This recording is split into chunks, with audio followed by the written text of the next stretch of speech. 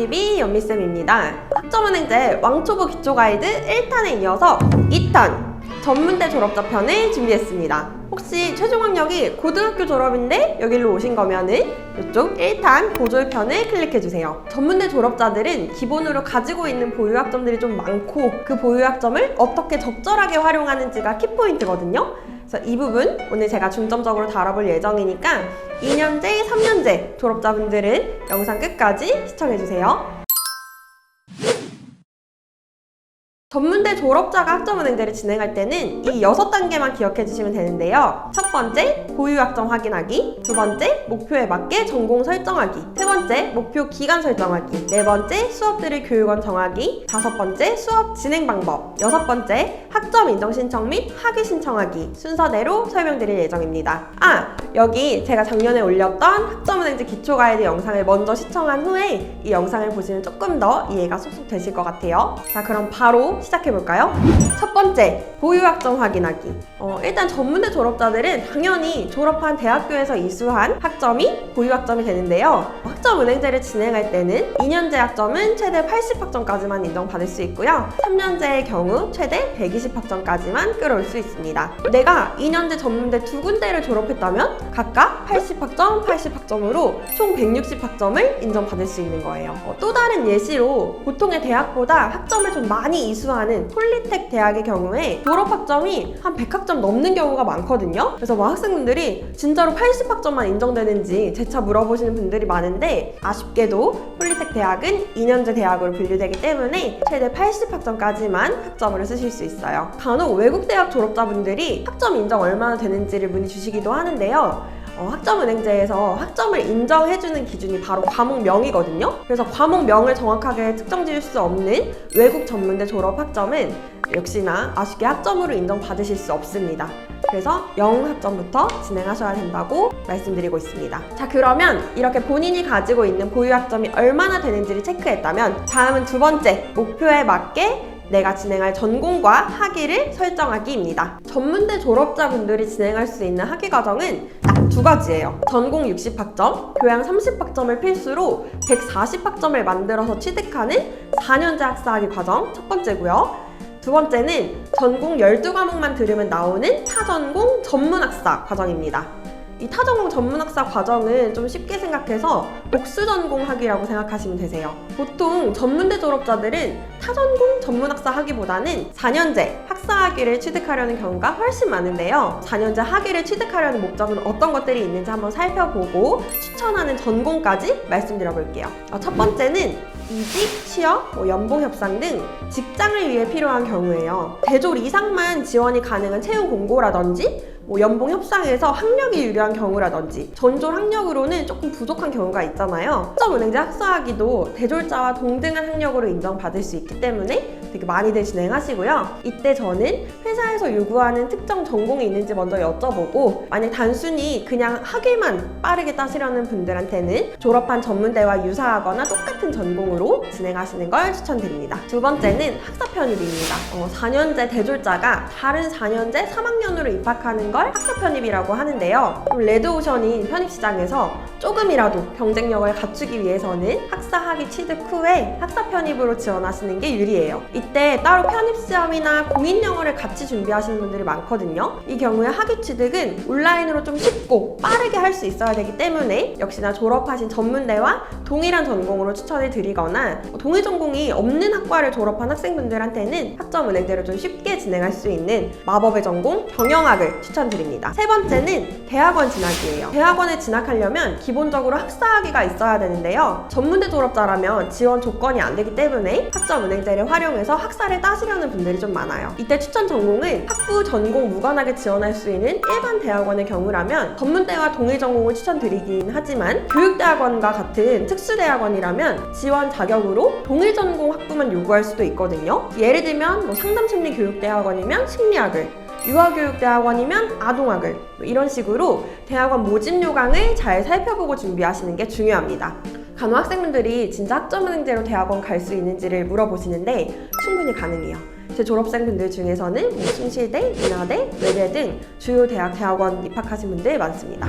다음은 학사 과정이기는 하지만 조금 예외적인 항목인데요. 바로 산업기사, 기사, 응시 자격 갖출 때에도 학점은행제 학사 과정을 진행하십니다. 학점은행제에서는 산업기사 응시가 가능한 관련 학과 전문대 졸업 예정 학점을 41학점으로, 기사 응시가 가능한 관련 학과 4년제 졸업 예정 학점을 106학점으로 정해주고 있어요. 따라서 학사 학위인 140학점을 꼭 채워서 학위를 받지 않더라도 산업기사나 기사에 응시를 할 수 있다는 점 여러분 알고 계셨나요? 이때 전문대 학점은 2년제 최대 80학점, 3년제 최대 120학점까지 학점은행제에 등록할 수 있잖아요. 그래서 내가 졸업한 전공과 무관한 산업기사를 응시하려면 그냥 내가 원래 가지고 있던 학점 중에서 41학점을 학점은행제에 내가 시험 볼 자격증 관련 학과로만 전공을 변경해서 등록하시면 되세요. 추가 이수 학점 없이 보유 학점에서 해결을 다 할 수 있는 거죠. 그리고 기사 자격은 2년제 졸업인지 3년제 졸업인지에 따라서 취득하는 방법이 좀 달라지는데요. 2년제 졸업자의 경우에는 최대 80학점을 끌어와서 나머지 26학점만 더 채운 다음에 106학점 만드시면 되고요. 3년제는 이미 졸업할 때부터 106학점을 넘게 가지고 있지만 의무 18학점 조건이 있어가지고 학점은행제, 강의,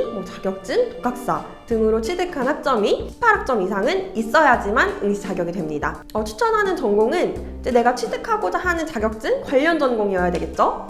근데 이때 산업안전기사, 건축기사, 전기기사 등 웬만한 주요 국가기술 자격증 관련 학과로 학점은행제, 마법의 전공, 경영학이 인정된다는 점도 좀 참고하시면 좋을 것 같아요. 이외에 졸업한 전문대 전공과 관련이 없어도 괜찮으니 온라인으로 학위 딸 수 있는 전공을 추천해주세요 라고 하는 분들도 많은데요. 경영학, 심리학, 사회복지학, 아동학, 체육학, 컴퓨터공학, 정보통신공학, 미용학, 법학, 소방학 요 정도 전공들은 최대한 온라인으로 진행할 수 있는 전공에 해당될 것 같습니다. 타전공 전문학사의 경우 보통 사회복지사나 보육교사를 취득하시려는 분들이 진행하시는 과정인데요. 사회복지는 자격증 과목 이수만 하면 돼서 학위까지 안 받으시는 분들도 많지만 보육교사의 경우 자격증 17과목을 포함해서 무조건 학위까지 받아야 자격증 발급 신청이 가능하기 때문에 전문대 졸업하신 분들이라면 타전공 아동가족 전문학사를 진행하시면 됩니다. 자, 이렇게 목표에 맞게 학위와 전공을 정했다면 다음 세 번째 단계, 목표 기간에 맞게 계획 짜기. 우선 목표 기간을 정하기 전에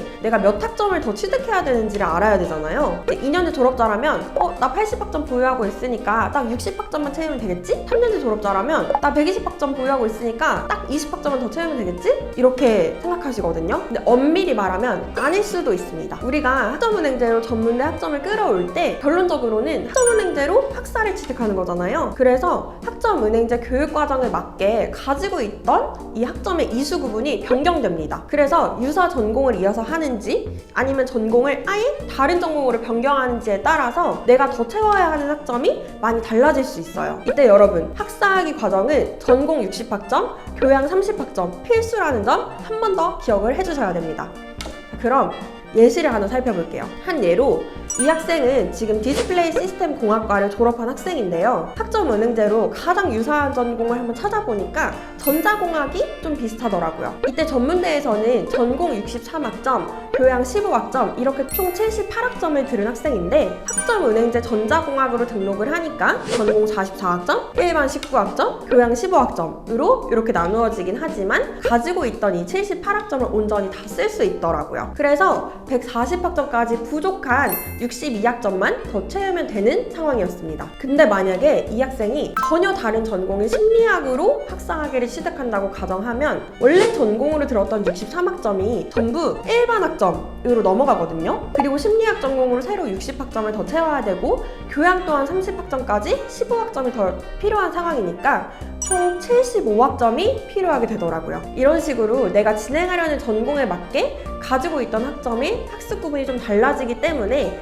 내가 더 채워야 하는 학점이 어느 영역에서 몇 학점인지 점검할 필요가 있습니다.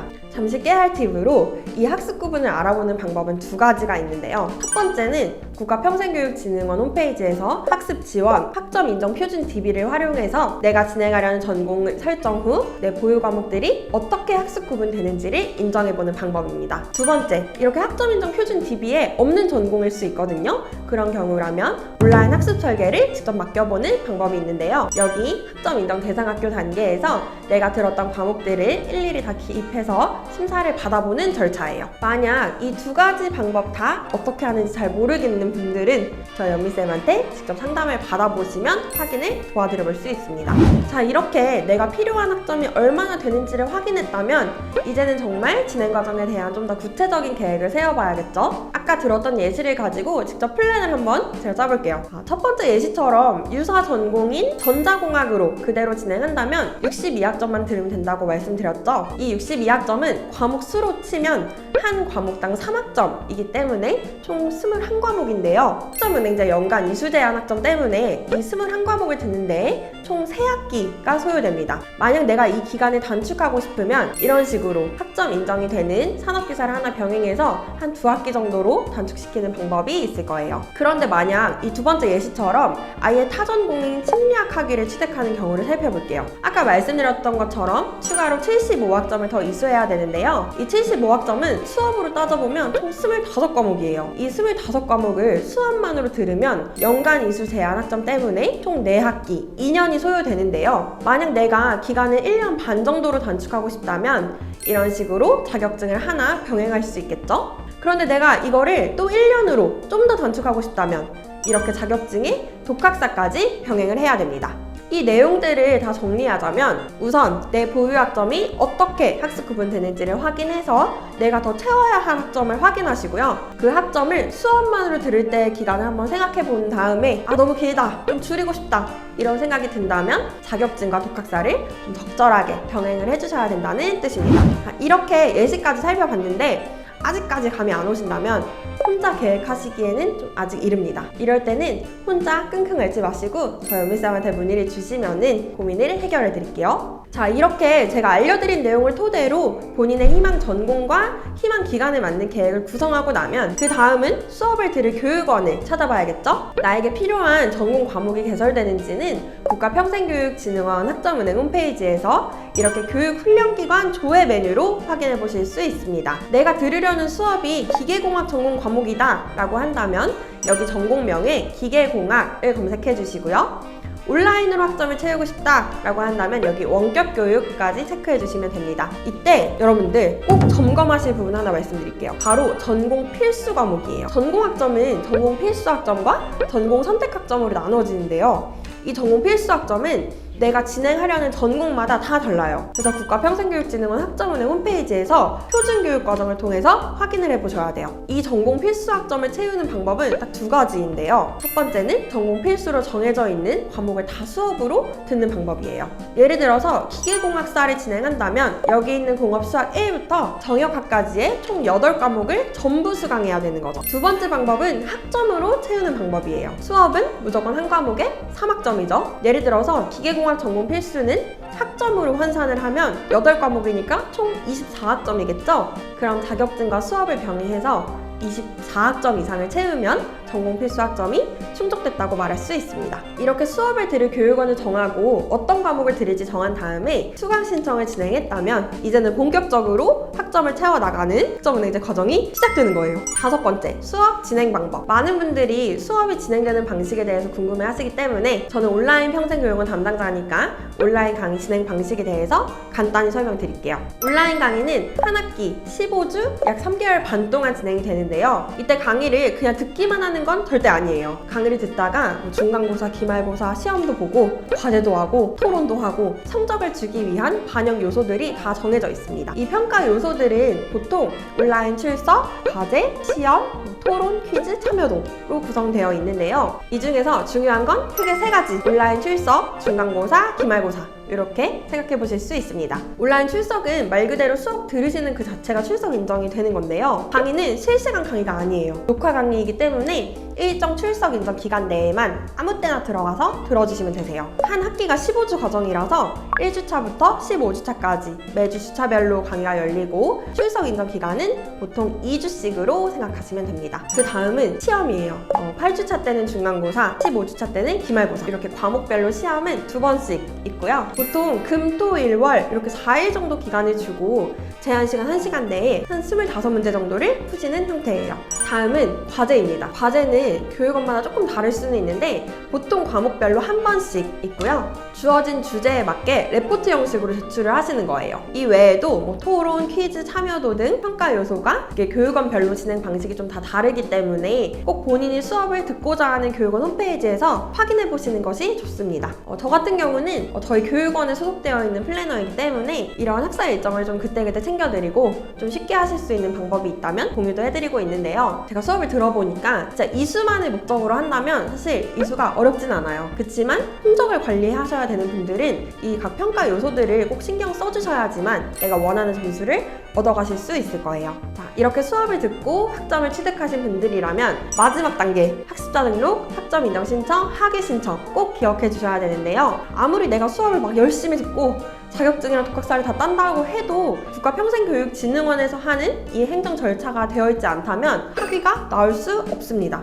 이 행정 절차는 매년 1월, 4월, 7월, 10월 국가평생교육진흥원 학점은행 홈페이지에서 가능하고요. 간단히 하나씩 짚어볼까요? 우선 학습자 등록은 내가 어떤 전공과 학위 과정을 진행하는지 등록하는 절차예요. 여기서 학습자분들이 학습자 등록을 무조건 수업 시작하기 전에 해야 되는 단계로 생각하시는데요. 꼭 그렇지는 않습니다. 수업을 듣는 중간에 학습자 등록 기간이 돌아오면 그때 해도 충분하고요. 대신 학위 신청 마감일 기준으로 75일 전에는 꼭 되어 있어야 되는 부분이기 때문에 수업을 시작하고 바로 다음 분기에는 꼭 이 학습자 등록만이라도 해두시는 걸 추천드립니다. 다음 학점 인정 신청은 내가 보유하고 있던 전문대 학점, 학점은행제로 이수한 강의, 취득한 자격증, 독학사 등을 업로드하는 단계예요. 그래야 학위 수여 조건이 충족되는지를 좀 확인해서 학위를 받을 수 있거든요. 이 학점 등록 방법은 이 국평원 홈페이지에 이렇게 가이드 영상이 있으니까 참고하시면 어렵지 않게 진행이 가능합니다.